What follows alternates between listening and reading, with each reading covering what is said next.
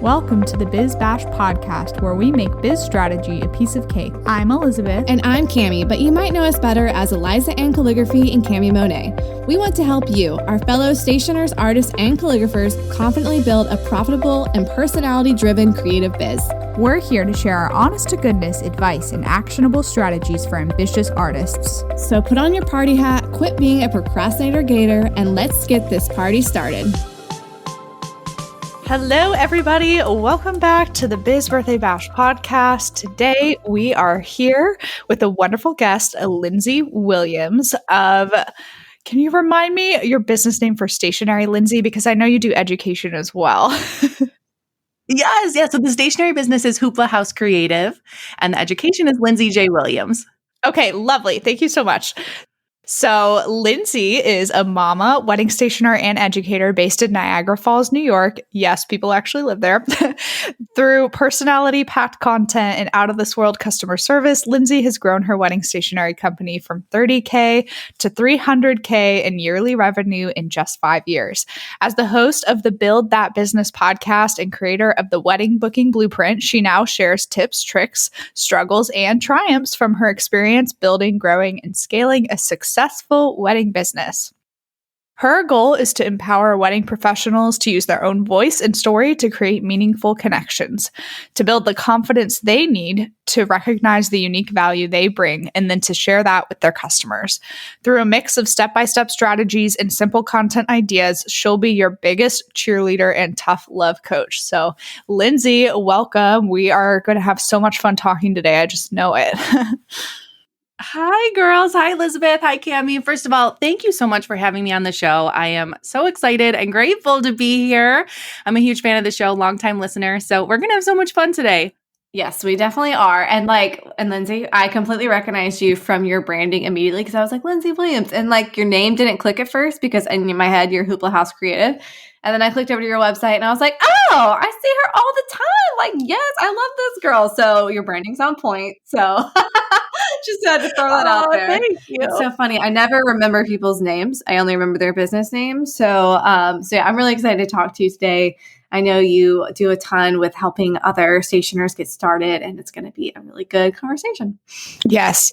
Yeah, we're going to have so much fun today. And there's probably 42 Lindsay Williams on the internet. So that's why I had to grab Lindsay J. Williams. So that might be too why you didn't recognize the Williams. Yeah. I mean, I got super excited when you reached out, and I think the turnaround was pretty quick for us booking you and getting you on here because you are the shoe that fits. Let me tell you, we get some pitches from some crazy people that I'm like, I'm not sure you understand our podcast or who we cater to. So when you reached out, I was super, super excited and just really captivated by wanting to talk about people over profit, because we talk about profit and money so much, but we kind of, I don't know, sometimes we lose that in between dialogue of serving our clients well and how do we make great profits by serving our clients well. So tell us first about you and your business, Lindsay, and when you first discovered your passion for wedding stationery, basically how you got to where you are. Yeah. Okay. So we'll rewind quite a bit. So I'm Lindsay, as Elizabeth and Cami had mentioned. I'm a mom to our sweet little guy, Jameson. My husband, Ryan, and we live up here in Niagara Falls, New York. And I'm a wedding stationer and educator for wedding pros. So I will back up. I started the stationery business in 2014 after being completely miserable in my corporate job. I think probably a lot of us can relate to taking that leap. So I started about 7 years ago. And to get the stationery business up and running, I started the foundation of my business while I was still at my 9 to 5. So at nights and on weekends on my couch with my laptop, I would work on, my website, my pricing, my samples, things like that. So it's kind of behind the scenes that first year. And then once I got everything kind of set up and I was ready to tell the world about my business, the first thing I did was sign up for a local bridal show. And I booked 12 appointments that show, and I quit my job the Monday after. So I think 2 days after the show, I was like, all right, put my 2 weeks in, here we go. So I probably should have waited to see if those closed first, but I knew I had set up this foundation of the business. I trusted my gut and I took the leap. So I haven't looked back since. That was 7 years ago. And basically how I've grown the business since then is the first 3 years I spent kind of figuring out what worked. So I would try a lot of things in terms of marketing. Some things totally failed, but a few things totally worked. And I leaned into those. And that's really how I've been able to grow. I focused on what was working. I leaned into that. I said no to everything else. And that's how I've been able to gradually scale the business. So that was the first 3 years I spent figuring out what worked. I figured out what worked. I went all into that. And then year 5 is when we hit the 300K mark. So we went from 30K in year 1 to 300K in yearly revenue. So super proud of that. But that was also year 5 was 2019. Best year of the business, rocking and rolling. Everything was, running like a well-oiled machine. And then you know what happens after 2019, 2020 hit, and total disaster in the business, in the wedding world, in the world in general. So what ended up happening was I had hundreds of weddings, and we were like I said, the business was like a well-oiled machine, but any kink in that machine or any thing that threw us off path, it almost caused like a total derailment. So I found myself with all of these weddings postponed, canceled, the guest list changing, the venue changing, like everybody's wedding was a total mess. So I had to really step back and just kind of take care of every one of my couples. We sat down and we really went through with a fine tooth comb and was like, okay, the date's changing here, your venue's changing. We got to get a new guest list because the count's down now. So it really took a while to get everybody taken care of. And then once we did, I was kind of left with this weird gap. It was like all of these weddings were like sitting on ice, right? It was this pause that we've never had in our business. I think probably all of us can relate to that. It was like this weird pause of everybody sitting on ice, waiting to be able to plan again. And I had this little gap.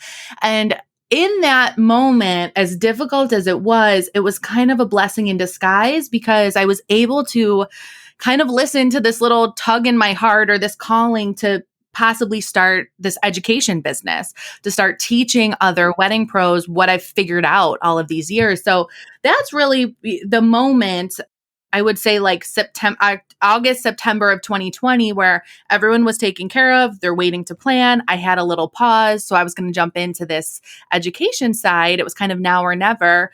But I also was 9 months pregnant at the time, ready to welcome Jameson. So it was a little bit of a whirlwind. But that's kind of where we are today. I started this education business about a year ago with my son. So we've just kind of been chugging along a little bit at a time. And that's kind of how everything evolved. Wow, that was quite the journey. And I mean, so many of us, yes, obviously relate completely, especially to 2020. I mean, I had just spent like $10,000 on redoing my website and the website went live in April, but the shutdowns started in March. So fun times. So we all relate. Tell me too, what led you to Wedding Stationery specifically? And forgive me if I missed that at the beginning, but why Wedding Stationery? Yeah. So my background was in graphic design. So it was kind of a natural transition. My background, I went to school for, it was called communications design. It was graphic design. So I was working at an ad agency as a creative director in the corporate world. And on the side, I would do friends and families' weddings. I think a lot of us started like that. So it wasn't something where like my whole life I wanted to be a wedding stationer. I never even really thought about that, but I would take on friends and families' invitations just to kind of help them out. And I was so unhappy in the corporate world. And I was like, you know what, this might be something that I could do, something I could lean into. So that's kind of where the transition led. Yes, that completely makes sense. Yeah, makes sense. I feel like so many people start in the graphic design. They're like, well, I can definitely do wedding invitations too. So one thing about your story that also stood out to me, you said you figured out quickly what worked and what didn't and really started leaning into those things that did work. So I'm just curious, what were some of the things that did work for you in taking your business from 30K to 300K in yearly revenue? Yes. Okay. So some of the things that did work, I mentioned like my very first move out of the gate was joining that bridal show. Mm-hmm. And I'm telling you, bridal show, at least for me, it bridal shows are my number one source of leads. I think they're an underrated lead generation avenue. And how I kind of work that into my marketing strategy is I'm very big on creating connections with your audience, right? So I'm very big on showing your face on your feed, showing things other than just what you sell. So that's kind of where I start my marketing. Then that's how I warm up the lead. Like I introduce myself, I get the audience to know me more than just what I sell. And then when I show up to these bridal shows, I see these couples walking past the booth and they're like, "Oh, Lindsay, I've seen her before. I've heard of her before." And it's almost like the lead is already warmed up. It's the craziest thing. They walk up to the booth and they're like, "Oh, hey, Lindsay." And I have to like think about for a minute. I'm like, did I meet this person? Like, do I know this person? Did I meet this person? So it's the craziest thing. It's like they already know me from showing up on social media or showing up in inboxes and things like that. So bridal shows was really something that like worked for me. And I went all in. We do a show pre-COVID, of course. We did a show at least once a month, and we would average about 25K in revenue per show. So that was like my big lead generator. And I leaned into that.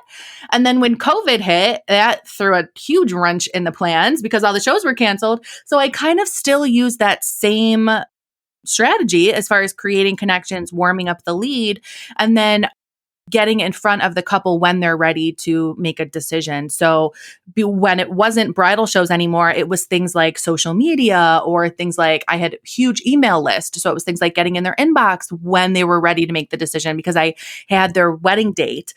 So I was able to kind of strategically, market my emails towards that. So that's basically what worked. And I went all in on it.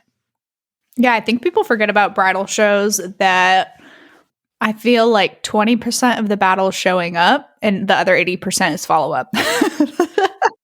Yes. So the key, Elizabeth, is to get appointments at the show. The follow-up, definitely. Like the follow-up, I can still get appointments after the show, but getting the appointment at the show, once people leave the show, it's harder to get the appointment. Like they're there at the show, ready to buy, ready to go. So that's my key. Get the appointment at the show. We can do a whole nother episode on that. I love bridal shows. I'm like fascinated right now because I feel like we've never talked to anyone who's had super great success with bridal shows. And you're like, I do one a month. And I'm like, what? I didn't even know there was that many like a month. So that's incredible. Yeah, I mean, that's just really cool. I think I've done one, but it was like really low key and it wasn't super great. And I was just like, did not have like any traction from that. So, I mean, that's totally just fascinating. We could definitely talk about bridal shows because I'm interested in hearing all about that. Yeah, we should do another episode on that. I love it. We can talk more now. I'm down for anything, but yeah, I love bridal shows. So yeah, that was really the thing that worked for my business. Or not even, I mean, it was definitely the bridal show was the vehicle, but I think it was more the strategy of creating connections with couples, warming up that lead. A warm lead is so much easier to close than a cold lead. You can't just go in blind. Even just showing up to the show and without creating that connection ahead of time, there's a whole strategy behind it. I show up on my page and then I actually use advertising. So I'll use like Facebook advertising or, Pinterest, and I warm up the lead ahead of time for very little budget, like $1 to $3 a day, just so people start seeing my stuff. Then when you show up to the show, they've seen your stuff. The lead is warm and they're like, "Oh, I know her. I've seen her. I'm ready to wedding plan. Let's book an appointment." Yeah. How do you target them specifically, I guess? I'm curious. Yes. Yeah. So on Facebook, you can I do engaged couples and I do 30 miles from the show. Oh my gosh. So because smart. it's so targeted and because it's so targeted and everybody is engaged couples, like chances are they're planning a wedding. They may not need stationery. They may have already, found a stationer, but they need, they're planning a wedding, they're engaged. So I do engaged couples 30 miles from the show. And if you literally do $1 a day, I think it's like 50 people. I mean, you do not have to do a huge budget with this. That's a lot of people they're all engaged in your ideal customer. So yeah, that's how I do it. Then we show up to the show, they've seen my stuff and they're ready to go. Wow. Very, very cool. And tell us too, just so our audience understands a little more about your business model, are you selling them pre-designed collections or are these clients custom, like completely custom? So it's kind of a mix of both, Elizabeth. So all of my clients, I do custom design at no extra cost, but it's not really custom design as far as like full on, custom illustration of their Mhm. venue. It's more so like they look at my books and they look at my stuff, and it's kind of like a mix and match type thing. They'll say, okay, I love this font here, and I like the border you did here, and I like a little bit of floral accent here. So 90% of what I do, the artwork is already done. It's just kind of mixing and matching. So it's custom for them, but it's not like starting from scratch for me every time. Very cool. I love that. And makes sense too, since you have like hundreds of weddings a year. Yes, yes. The more you like create and make, the more assets you have to be able to mix and match. And, people find something they like. And if they want like a custom illustration of their venue, then that's, another charge. But 9 times out of 10, they'll find something they like and they'll mix and match, and, we're good to go. Okay, Lindsay, we absolutely loved learning a little more about the bridal shows. Like we said, we might have to bring you back again to have a whole nother talk about that at some point. But let's do a little bit of a transition into what the episode's all about, which is putting people over profit. So when you say that, what exactly do you mean? Yes. Okay. So when I say putting people over profit, basically what I mean is every single decision that I've made in my business for the past 7 years always sides with service over profit. So I basically think about how I would want to be treated as a bride, like that age-old saying, treat others the way you would want to be treated. I think about that and I make decisions based on that and that alone, and not how much things cost. So like, for example, if we're doing a stationery suite and the shade of blue is off, right, and the couple's unhappy, we reprint it. Or if there was a typo in the suite, and even if it was the bride's fault, like say she gave me I had a situation where she gave me a misspelling on the street name, right? And neither of us caught it. We reprint it, right? So I always put people over profit no matter what. And then on the flip side of that, I also look for opportunities to serve. So we're going to get more into this as we chat today, but I'm known for kind of surprising my couples with extra little somethings. And we'll talk about that along the way and how I budget for that. So it's putting people over profit, but I absolutely budget for all of this too. Okay, perfect. And what are some ways that we can kind of implement this into our business? Yeah. Yes. Okay. So we'll dive into specific ways to serve.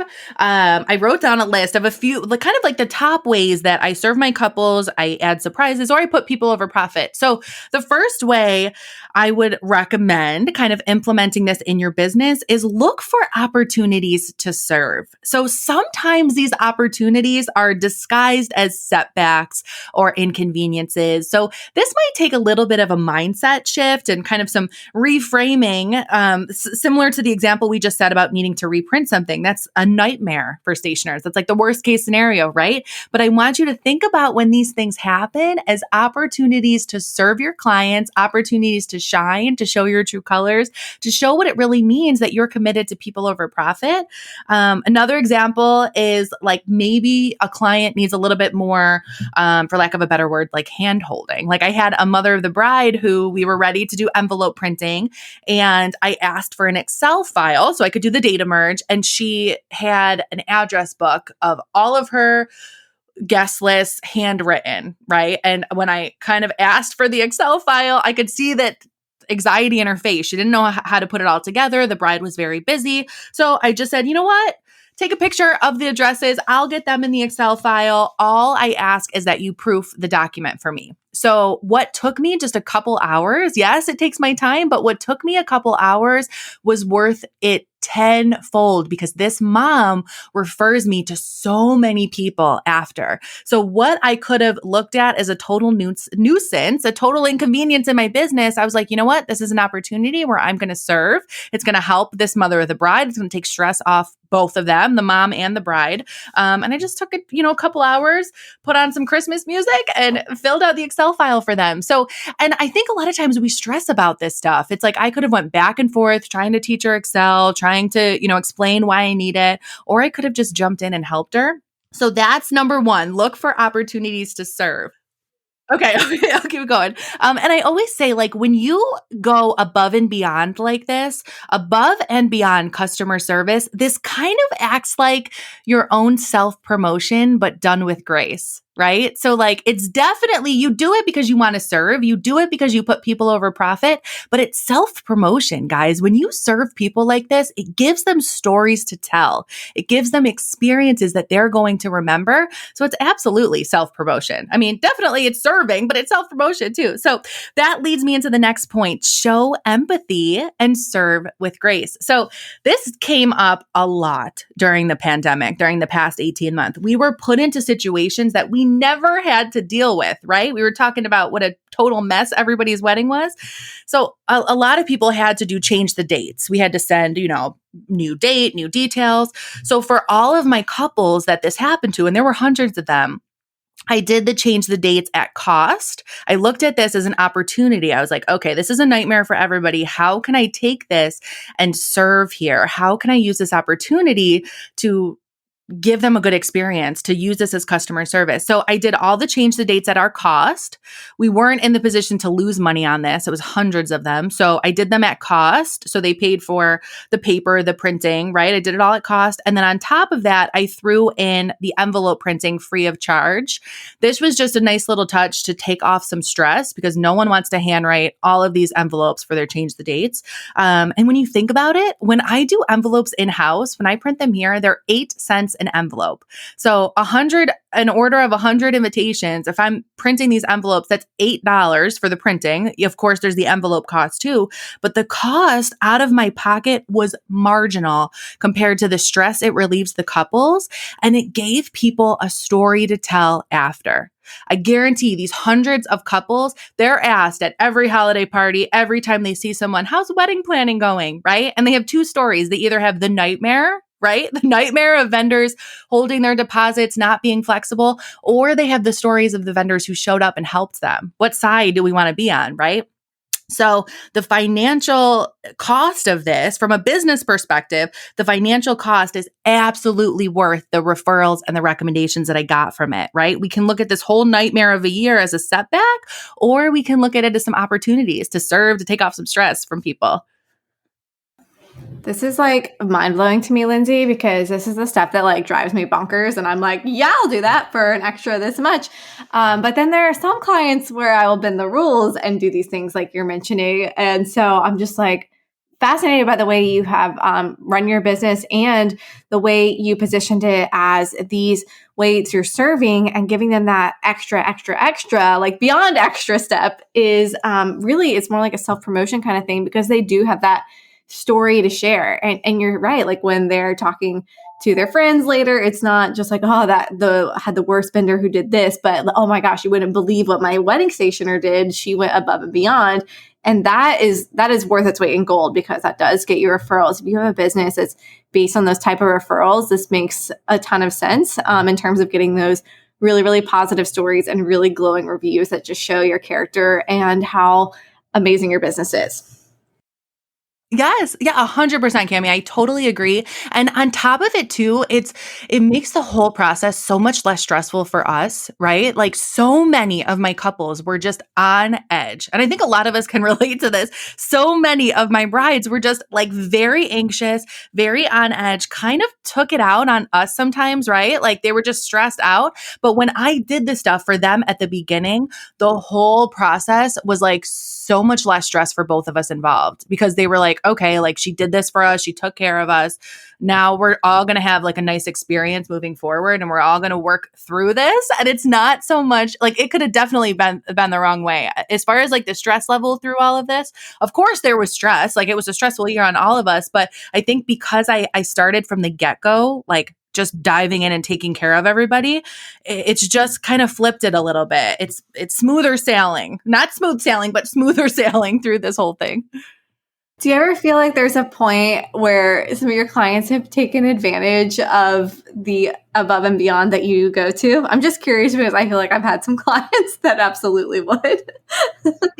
So that's funny. Like someone else asked me that recently and I'm very much like, I definitely have expectations and boundaries in place. My contracts, my proposals, they're all very clear on like what's provided.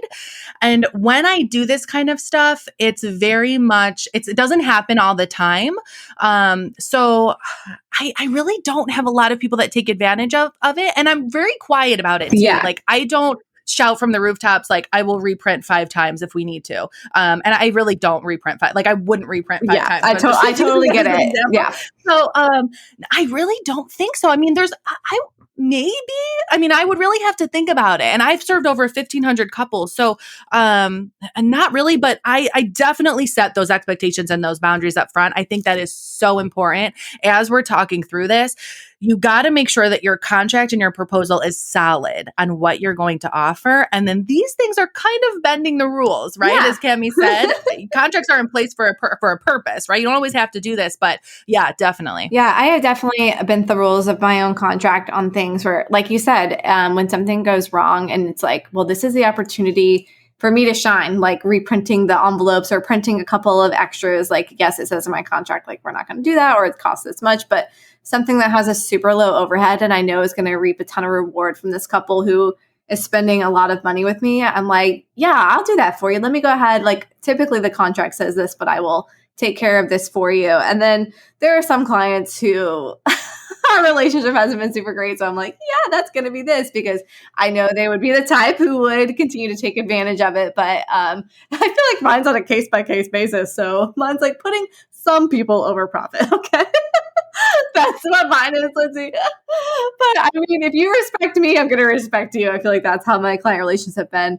And the contracts there protect me. But again, it is an opportunity to serve. And I think having that mindset shift when things did go wrong or I messed up and I was like, well, this is the opportunity to show them like how well I can handle this situation. Definitely changed the game for me. And it changed the game with a lot of clients for me too, in terms of just like continuing to work with that family year after year on all of their families' weddings and things like that. So yeah, I love that. Yeah, 100%. And I love that you mentioned like, okay, the contract says this, but I'm happy to do this for you. I think that is so important because I think like we definitely want to serve, we want to put people over profit, but we want to subtly remind them that we're doing this, right? Like we want to say like, okay, like this is what it says, but I'm going to help you out there. Otherwise, sometimes they may not know. Like they don't know how our processes work, how planning a wedding works, how working with the stationer works. So it's definitely important to subtly say that in there. Don't just like keep giving, and then them not realize like what you're doing for them. Does that make sense? Yeah, Lindsay, I think it's an amazing place in your business where you do have that kind of confidence and control. And I think that comes with time of being in your business because we talk to a lot of, and I'm sure you completely agree, people who are starting out in the industry and are just kind of finding themselves completely run over by anyone they work with. So I feel like you've been able to build this over the years because you have a really good understanding of what you do offer, what you do, what your contract says, and then being able to go from there where the giving spirit kind of kicks in after that, rather than I am just like the rug for you to trample on type of thing, which I do know some people can feel that way. 100%, Elizabeth. I totally agree. And I think it's important that we like, it's definitely a giving spirit. It's generosity. We want to put people over profit, but we're also thinking like a business, right? Like this is all budgeted for me. So this is in my advertising budget. So like, instead of doing those paid advertising sites, like, the Knot or Wedding Wire, I have a line in my budget that says love up on my customers. It's in there. So it's part of my advertising budget to do this. It's very strategic, right? Like, of course I want to serve. I want to put people over profit, but it's done with a business mindset. So it's part of my advertising. It's self-promotion. I think that's brilliant that you budgeted for it. Like that makes so much sense to me instead of being like, I'm going to invest all this money on ads in Wedding Wire or whatever. Like, it's like, no, I'm going to invest some of this money into loving my clients and giving them an experience that they're going to literally talk about for years to come, which is going to pay off probably more than the ads. So the fact that you're putting it into a budget line item is, I think, the golden ticket here, like the key to success in making this work. Yes, yes, and definitely knowing what you can do, knowing your limitations, and we'll talk a little bit too about like when you were either first starting or if you found yourself in after the pandemic financially like needing to hold on to some of that profit. We'll talk about that too. It's really important to know what you can do and think about ahead of time what you're doing for your clients. Like this stuff might be a surprise for my couples, but it's absolutely not a surprise for me. I know ahead of time that I'm going to do this, I'm going to offer this, I'm going to offer that. It's built into my budget, it's built into my costs. So we'll go through and we'll talk more about this too, but it's absolutely like very much controlled and strategic and thought of at a time. So yeah, I totally agree. Totally agree. So, another story too. So this is another example of, I actually was inspired by this when we were planning our own wedding. So the next point of how you can do this, how you can use this philosophy in your business is let them tell you how you can serve. So what I mean by this is when I sit down with a couple in their initial meeting, I'll ask them to give me what I call the dream list. So this is everything they could want in their stationery suite. We're not really thinking about budget now, right? So I say, if you could have your dream stationery suite, let's write it all out, right? Would you want a wax seal? Do you want silk ribbon, right? Like, what is your ideal suite? I'm going to price this out. We'll take a look at it. Then we'll start crossing stuff off if it doesn't fit your budget. So what I do there, guys, is I keep the original list. And I don't do this every time, but for couples, like Cami said, for couples that either were like it was such a joy to work with, or couples that you can tell like, it would be beneficial to do this for, I surprise them and I bring back one of the items on that list. So at the, like, while we're wrapping up, I'm like, I know that wax seals are really important to you. We took them off the list. Is this something I always ask? Cause I don't want to just like throw on a wax seal and like, if they change their vision, I don't want to just show up with a wax seal, but I bring something back off of that dream list. I use that list. They told me how to serve them. And I use that as a surprise. So an example of this, when Ryan and I were getting married, we met with our florist and I did this with our florist. I'm like, I'm going to give you a list of everything I could want. This is going to totally blow the budget out of the water, but let's just see what this comes up as, right? So I had the whole list of everything we would want. Centerpieces, bouquets, obviously. On the list were these floral crowns for my flower girls. And it was definitely like a nice to have type thing. Wasn't a must have. But when she came back with a proposal, I was like, okay, we got to cut the floral crowns. Like they're beautiful. I love them, but that's the first thing to go. So I cut the flower crowns, didn't think anything of it. Girls, on the morning of the wedding, she comes with this box. I could like cry talking about it. I was like so excited with this beautiful box. I open up the box and there's these 2 flower crowns there. She remembered that from the list. I cut it out of the budget and she brought it back. I never forgot that. I cried, never forgot that. And I don't know how much it cost her for the flower crowns. It obviously cost her money, right? She didn't do those for free. It cost her money, but I have referred probably 50 couples to her. 50 couples for her. Like, what a smart business move on her end to do that. Little stuff like this are going to go so much further than, ads on Wedding Wire. So that's my third point. Listen and let them tell you how to serve them. Wow, that's a really powerful story and will hopefully give people some inspiration for how they can implement this into their own businesses. And I have to say, Lindsay, it's amazing hearing you talk like this about clients because it is hard in this industry, in the wedding industry, especially to put up those walls and want to protect yourself. It can be a hard industry to be in sometimes. And to be entirely honest, like when I got married in 2015, like I don't have stories like that from my vendors. Like there's not really a single person I worked with in that process. I loved the result.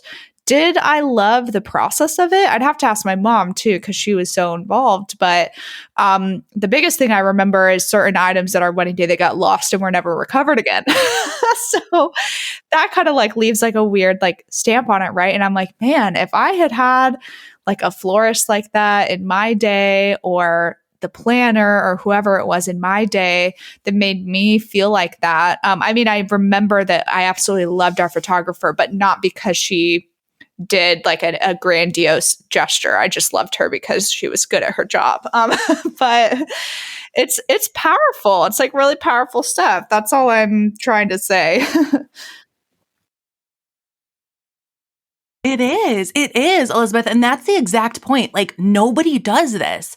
Nobody does this. I see students all the time, and they're so stressed about like sometimes these decisions that pop up, right? Like little things like reprinting something or like, yeah, I'll use that as an example, like reprinting something. They're like, Lindsay, I did this whole suite. We spelled the middle name wrong. Neither of us caught it. It's in my contract. The bride had to proof it. She missed it. I missed it. What do I do? It's going to cost me $100 to reprint. I'm like, oh my goodness, reprint. Use this as an opportunity to reprint. That's not going to happen every time, right? We're not haphazardly like throwing money at everybody. It's not going to happen every time. But when it does, use this as an opportunity to serve. Even these little surprises like my florist did. How much was it to do those flower crowns? I am still telling this story 4 years later, and I'm telling you, every single couple I sit down with, I don't like go, if they don't mention florist, I won't like go on and on, but every one of them, if they mention like they don't have a florist yet, oh my gosh, I tell this story. I'm like, you gotta call Teresa. This is what she did for me.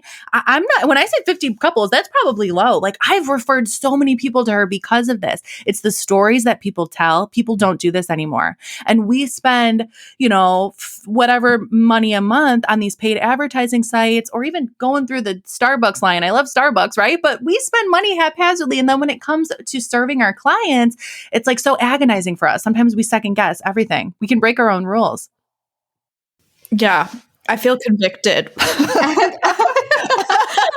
Well, one thing you mentioned too, Lindsay, I just want to back up. You mentioned something, a dream list with your clients. You're like, oh, that was on their dream list. And I'm like, girl, what the heck is a dream list? Are you having your clients like write down stuff they want? Because that's brilliant. So yeah, the dream list. So when we sit down for an appointment, I have in front of me everything I offer, right? It's basically just a checklist and they can check off, envelope liners, wax seals, pocket folders, right? Like everything I offer. And I'm like, okay, go through this list and we're going to check off anything that like perks your ears or like anything that you think you might want. This is the dream list. So let's not worry about the budget right now. We're just going to check these off.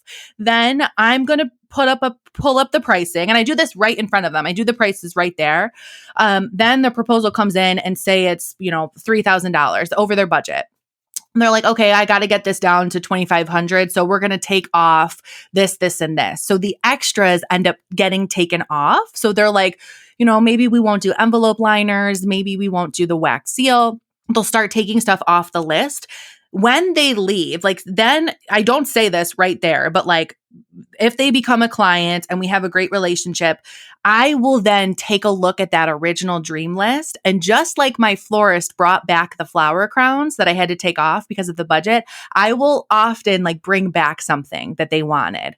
So I'll be like, you know what? I'm going to do those liners for you. How much does an envelope liner cost? Right? It's all budgeted for me. Yes. And especially super smart, like you had mentioned earlier in the episode, having a line item for that, basically, that you plan for. Yes, exactly. So, and that kind of leads me into, when I talk about the dream list, that leads me into the next point that I do in my business. And these are just all ideas. You definitely don't have to do all of these, but just ideas to kind of implement this philosophy into your business is I teach freely and without hesitation. So what I mean by that, so if a couple has belly bands in their dream list, right? So say they have belly bands or a wax seal or something that they could possibly DIY in their dream list, but they can't fit it into the budget. If they end up crossing those out, I will willingly teach them how to do it. So I'll tell them, I'll say, okay, like we can't do wax seals, this is something that you can do. If you're crafty, if you like to DIY, you can get your bridesmaids together and I'll teach you how to do it, right? I have these guides already written out. So it's not a lot of extra work for me. I just send them to guide and I tell them where to get the supplies, how to assemble the whole deal, right? And when I use this example, people look at me like I'm crazy. They're like, why would you teach someone to do something that you already sell, right? And I do that for a few reasons. Number one is they took it off the list. So chances are they're not going to put it back on. It's out of the budget. So I wasn't going to sell it anyways. Number two, keeping the assembly simple or no assembly at all is actually more profitable for me in the long run, right? The margins are higher because it's less time for me to assemble. So it's more profitable. So I can use that time that I'm saving on that job to sell more orders and market to more people, right? And then the last one, it just builds trust. No one else is doing this. No one else is going to show you how to assemble the belly band yourself, right? So if someone can't afford to do something, the answer is all too often like, oh, we'll just have to cut it. Too bad, right? But I always give them the option. Some people are like, thank you, but not DIYing anything. But I give them the option. I'm like, this is something that you might be able to do yourself, and I can teach you how to do it. I'll show you where to get the materials. So that's another thing I do. I teach freely without hesitation. That's honestly one of the things that we really believe in, especially through Biz Birthday Bash, which is why we have so many podcast episodes that have amazing information that aren't behind a paywall. Yes, yes. So it can work in a bunch of different businesses. And for anyone out there who's considering getting into the education space, like the more you give, the more you get back. I mean, it really is true. So obviously it applies in other business models as well. Yes, 100%, 100%. And then the last thing, I think, Cami, you mentioned this. This one's kind of a basic one, but it's something that has drastically improved my close rate for my sales is I throw in extras. So my quantities for my invitations are based on quantities of 25s. So like, for example, 100 invitations, right? And sometimes I'll meet with couples and they'll need like 103. Like they're right over that limit. So instead of having them bump up to 125, which I absolutely could, and they're going to expect us to do that, right? Because when you order on Minted, you're going to go up to the 125. I tell them that we have a little bit of wiggle room with the printer, and I do 5 more at no charge. I say, okay, we can do 5 more at no charge. So I can do 105, or if you want to bump up, we can go up to 125. Sometimes they still bump up anyways, because if they're at 103 and they're like, I want a couple more than 102, they'll bump up anyways. But it's that little gesture that's going to leave that good taste in their mouth. And this has improved my close rate significantly. For me to print those 5 extras, it cost me less than $20 for me to print those 5 extras, but it saves them hundreds of dollars in the cost of their stationery. And they know that, right? So little things like this, I want you to resist the temptation to send another invoice and instead take this as an opportunity to serve, because the trust and referrals that you build from doing things like this are worth so much more than that extra, a couple $100 and that invoice that you could have sent. Yeah, this is definitely something that, I do as well, but it's not basically to get them to close. It's more to give them a good offboarding experience, because I always print more than they need, always, because there's always problems that things go wrong or things get lost.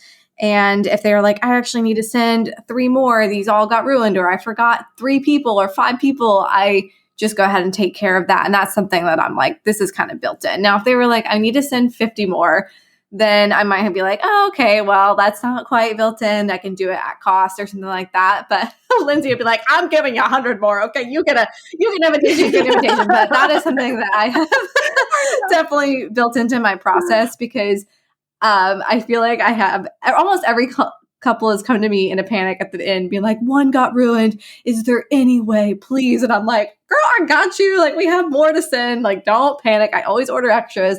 And like that relief, because I'm sure they read the contract where it says like, we have to reorder. It's going to be this much. But like, just always like have that as like my little ace to pull out at the end. And then like everyone's happy. Everyone gets their invitations. They get their extras. It's all like a win-win. So that's like one little tiny thing that I've always kind of tucked in my back pocket for that like final glowing experience for them. Yes. And I love that you do that, Cami, because like it's stressful for them too, but it's stressful for us. Like the job is done, the assembly's done, it's put away. Like nothing's worse than having to like pull everything out, reprint. I mean, I don't want to reorder. Yeah, redo everything. Whatever the cost is, it's not even worth it for us. Like that time is just it's just like a nuisance at the end, right? So definitely it saves our sanity too. Yeah, that was one thing. I'm like, just go ahead and print the extra like envelopes basically with the artwork, and then you can just easily run it through with an address. Like that has saved me so much time. I'll always like just doing more than you think. So yeah. Yes, exactly. 100%. Yeah. So those were some of the ways that I kind of have implemented this into my business. Again, I've planned for all of this, and it's still profitable for my business. Like this philosophy has helped me grow a multi-6-figure business. So it sounds like I'm just giving away the farm, but it's not. It's very strategic. And who do you have behind the scenes helping you with your business, Lindsay? Like, is it just you? How many employees do you have? I'm curious what all of that looks like. And it sounds like you have a studio where people are coming in person too. No. So really, it's me, just me. I'm a solopreneur. It's just me. My mom helps me with assembly. So we literally clear the dining room table and we do the belly bands and the wax seals. So my mom helps me with that. Ryan, my husband, he's driving to the printer, carting stuff around, but it's just us. It's just me. And then I have my family helping. And so before COVID, I would just go to a local coffee shop to meet. Nobody would come in my, I didn't have people that came to my studio. And now I'm still doing virtual appointments because we started that 2020 and it just kind of worked. So I meet people virtual and then I send people sample packs after that. So I really don't meet in person anymore. I think, possibly that might change, but the virtual is going well. So yeah, it's just me, my little home office, and that's how we do it. That's amazing. I love it. It's really incredible to hear that you were able to scale so effectively while staying small. I think that's a lot of people's wish without it getting out of hand, right? Yeah. And it absolutely was not without growing pains. The scaling of the business was absolutely not without growing pains. So what I would do is, like we talked about in the very beginning, I would figure out what worked. I would go all in on that. And as the business grew, I would get super overwhelmed, right? It was like full on meltdowns. I would be totally overwhelmed, totally burnt out. And I would pause. I would kind of force myself to pause and take a look at everything I was doing. And I would set up systems and processes in place and simplify things. So I'm very intentional of the process of, working with my couples. All of my emails are, templated, ready to go. I use Honeybook for all of my stuff. So everything is like a machine, for lack of better words, is like that well-oiled machine. And I would do this every 6 months or so. The business would grow. I'd pause. I'd, simplify. I'd do things more efficiently so I could free up some of my time to, first of all, protect my sanity. And second of all, be able to scale and grow again. So then I would grow. I'd climb up the mountain a little bit. I'd pause. I'd simplify, take stuff off my plate, and then I'd keep going. So that's how I've been able to scale my business as a solopreneur. Yeah, and this all makes so much sense, and I love the way that you're bringing this to light, because I think it's something our audience can really learn from. And like you were mentioning before, you leaned into the things that worked, and you were just like, well, that one doesn't work anymore, so I'm going to cut that out, and then just keep going, just keep streamlining, simplify. Like for me, the bridal show didn't work. And I was like, well, that's not something I need to focus my time on. I mean, granted, it was one, but you know what I mean? And you were like, wow, this is really working. So I'm going to really invest my time into this. And that has clearly rewarded you, in dividends. So I think that's, an interesting point that we all can figure out what works for us and what's working for our business, and taking that time to be like, okay, this is working. I'm going to lean into this a little more and just let this other thing, fall to the side. And instead of trying to do 10 different things, just keeping streamlining, focusing on one and what's working is really 100%. Cool. And I think making those quick decisions, like you said, Cami, it was one show and you're like, this isn't working, I'm going to do something else. That's smart to make those quick decisions like that. That's what you have to do. And I think the first couple of years of business, if anybody's just starting out in the stationery world and they feel a little bit overwhelmed and they're like, I have not found what's working yet. I think this is all kind of part of the process.